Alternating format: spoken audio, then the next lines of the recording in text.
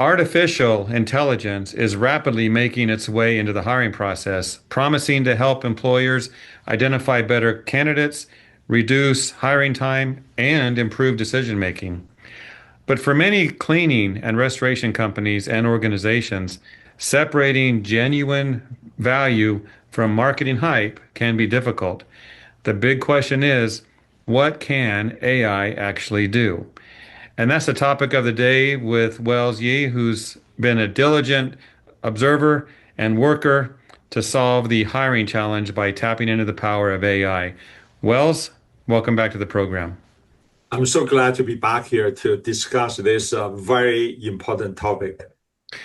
And it's very important because let me ask this before we get into our questions. Are you seeing some hope for the ongoing hiring dilemma, or is it still a challenge? I see hope. It depends on a lot of time depending on the job, on how we recruit, such as today's topic too, applicants are using AI and we must as well. But then we also have to know how and what the best way. So thank you for raising this topic. Well, let's get right into it then. Some specific questions for you. Here's one. There's a lot of excitement and confusion around AI and hiring. At a practical level, Wells, what can AI actually do today? So AI can do really three big things. The first one is increase our efficiency, reduce time to handle certain tasks, such as scheduling, automated follow-up, and so on. Second one is analytics. And so analytics, AI can do a lot faster, more accurate, more timely. That's very helpful to us when we recruit because we know what actually going on, like how many people failed at a certain stage and why can be very valuable to us. The third one is the most challenging one, but also most powerful one. That is prediction. AI can help us to analyzing and predict our outcome in a way that has a lot more validity if we do it correctly. So we are talking about three areas: efficiency, analytics, and the prediction. Okay, my next question might put you in a corner a little bit. What doesn't AI do that some might think it does? Great. That's a great question. This is I also observed a lot of misunderstanding about this, about what AI does and what AI do not do, especially in this recruiting context. So maybe I will share one slides with you.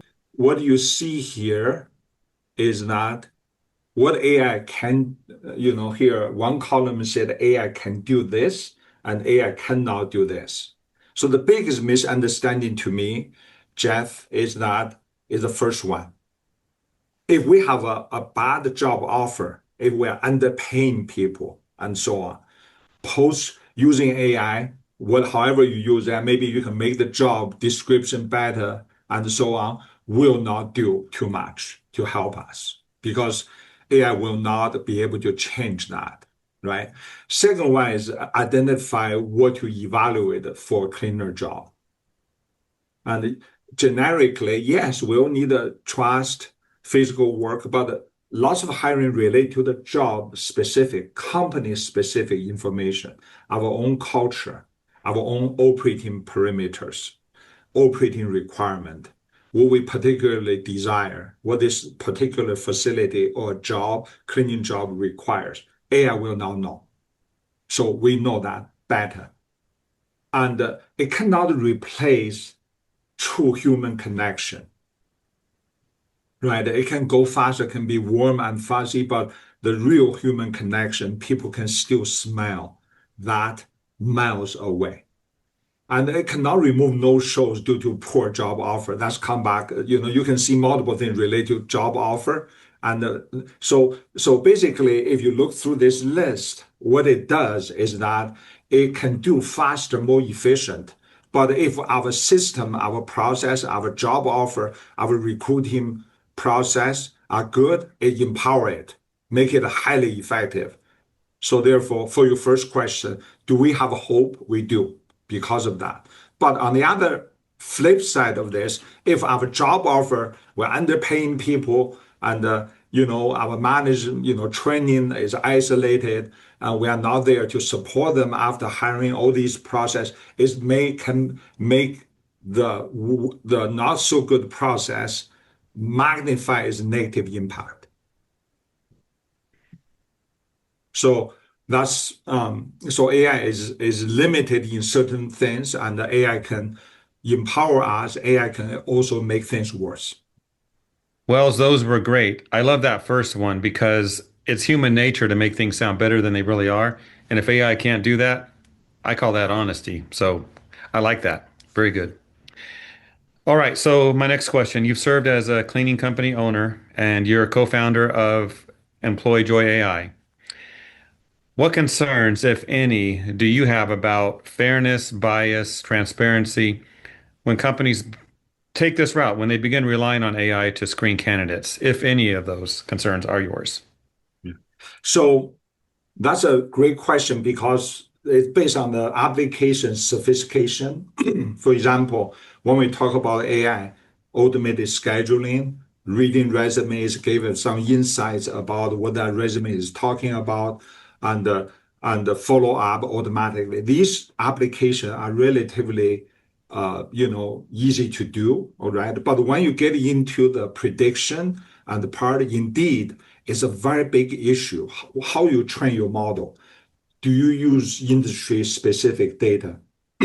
Have a good governance on what you are using? So all these become very vital. So therefore, for me, I founded EmployJoy.ai, but I'm also I decided I want to become an independent AI and automated systems auditor because I really want to understand that, get into this fairness, right? So that's needed additional training, additional understanding about the testing, governance, and disclosure. And so some of these are between legal expertise versus AI expertise, because we know the regulation potential will come more and more.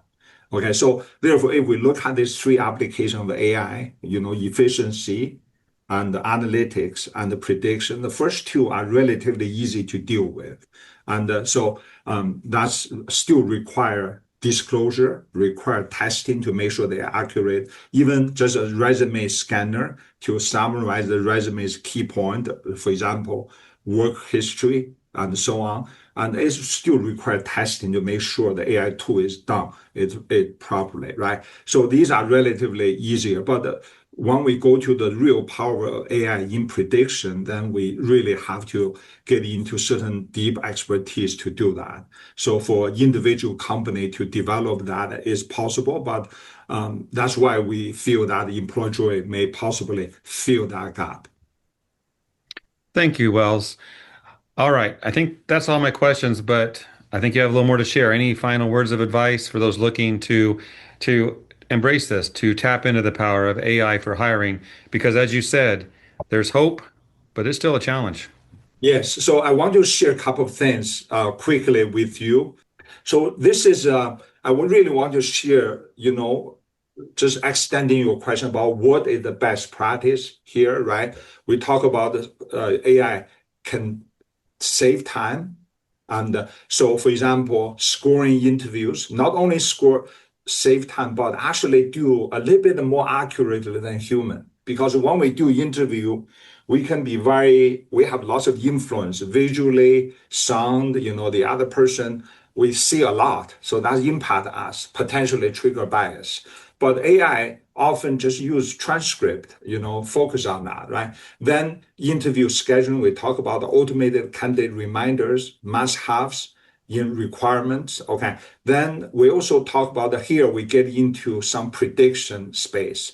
So if it's automated, it's a danger. So that's what we listed. But if it's not automated, if it's give us advice, point out to us analytically, tell us strengths, weakness, so we can make a better decision. These can be very powerful tools to do that. right? So this is just a quick summary about what AI, the typical tasks AI can help and where they can help, where they shouldn't help. Automated decision making is one area we really want to stay away from that.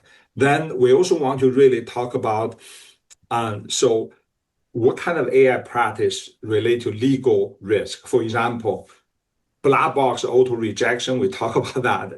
It's very legally risk is very high. Emotional scoring, okay, automatically evaluating that's not good. Screening by zip code, commute distance usually is very high, but in our industry, commuting is a basic requirement of the job. I would say that not part of that in our industry, right? But by zip code is a major higher risk. Then you get some lower risk areas. We can use AI like scheduling, must-have screening, prediction, hiring with well-tested AI model with specific data, with human oversight. Okay, decision. Okay, still made by human. These will be a much better kind of AI practice in our recruiting industry. Finally, so we know this is actually the most important part about AI is that if we look at a different hiring methodology, Jeff, right? People can just use reference check. They either use resume, years of experience to determine who is the best fit for their jobs. Unstructured interview, you can see all these validity are very low. This is very well researched by Schmidt, and Schaefer, 2016 research. They look at tons of data. But when we do structured interview alone, the validity become better, a lot better. When we add work sample, it's get to the 0.63%. Now, if you add AI using data to really make these decisions, the validity can go to 70, 80%. So obviously, this is older research. AI application is relatively new. We don't have tons of data, but the direction is very clear.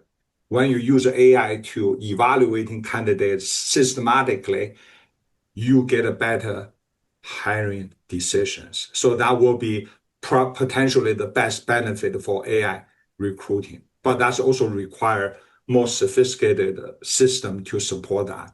Good stuff. So if anyone has questions, they can reach out to you directly. So my company is EmployJoy.ai. So we actually provide a free cleaner retention survey. Take 3 minutes. I welcome everyone to go to there to fill it out. It's a complimentary service. We will do the data based on your local area, the information and data compare with your competition directly in your local area, provide you the assessment.